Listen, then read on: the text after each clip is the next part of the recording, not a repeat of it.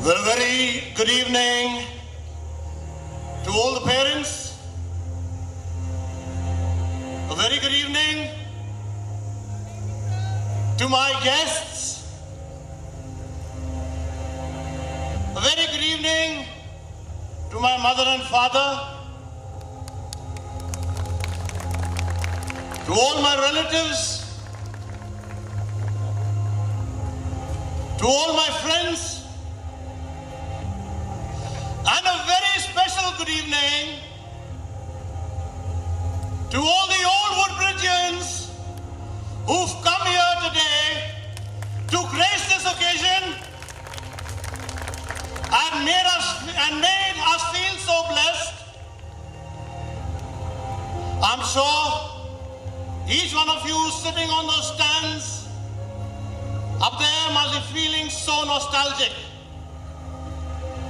As once again you stepped onto the soil of Woodbridge, on the very same soil that once you all were brought up. And seeing your Vanessa here, for once you must be thinking that your English class has just begun. As naughty as I am, today also I will start a class. But this time with my extended family also. And I'll start with a story. But this time the story is from Woodbridge itself. It's about a little boy. A little boy who joined us 9 years back. A boy who was very scared. A boy who was very timid. A boy who was full of fear. That boy always stood behind his inhibitions. Never participated in debates, nor in elocution, nor in dramatics, nor in singing, nor in dancing. And that boy always used to try and run away and hide from his own shadows that were haunting him. But you know what, parents?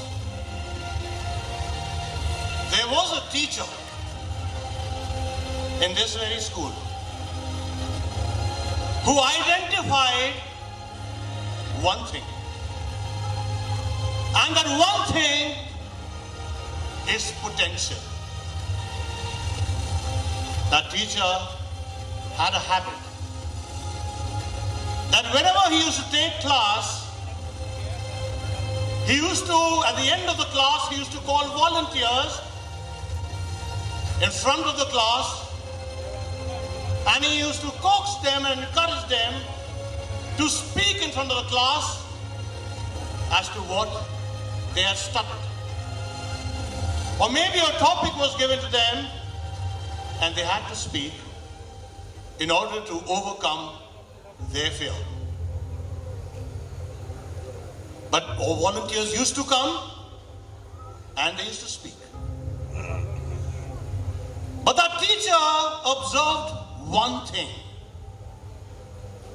That observation was when this boy who used to sit right in the corner, the moment the teacher used to call out that who are going to be the volunteers, the teacher observed that this boy used to slightly get up, but then something used to push that boy down back into his chair.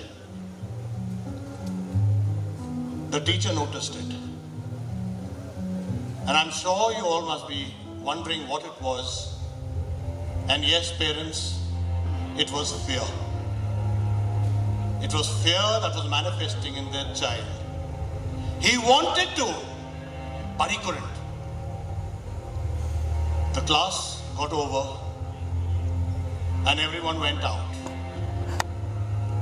The teacher went up to this boy, and on this very corridor, he called that boy. He said, listen, come here, young boy.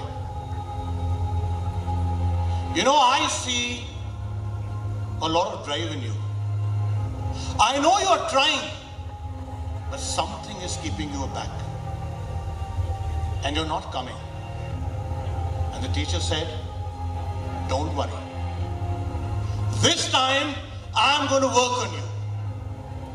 And I'm going to take that voice from you. And we're going to do it together. So the teacher worked day by day, along with the boy, word by word, and sentence by sentence, first in front of one boy, second time privately, and third time in front of the whole class. Parents, that boy was trying. He was nervous, definitely, but he was trying. Parents, the time had come when the teacher convinced the boy to stand in front of the parade, now this time in front of the whole school, and to speak on a topic I'm sure the boy remembers today, and that was confidence and courage. That young boy, now in class 9, got convinced. And he said, sir, I will. The day came. Standing on that very same basketball ground, I remember that day. The whole school was lined up during the parade, and the chance of that boy came. The boy went forward and he faced the audience. At that juncture, the teacher could face one thing, could analyze one thing, could feel one thing. Yes, the boy was very nervous. But this time, parents and guests, there was a change. And the change was, instead of the boy putting his head down, the boy had his head up. And he was facing everyone. The teacher could sense his legs shivering. The teacher could sense his body shivering. But the teacher could see that this boy is expanding his gaze and looking at everyone. He didn't go down. And the boy started to deliver his talk.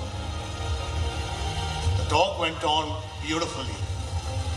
I was party to it.